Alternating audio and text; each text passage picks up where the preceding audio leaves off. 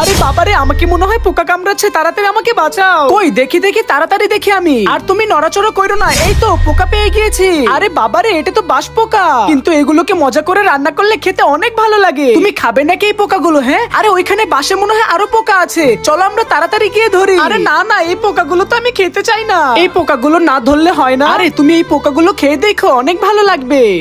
আল্লাহ, আচ্ছা ঠিক আছে।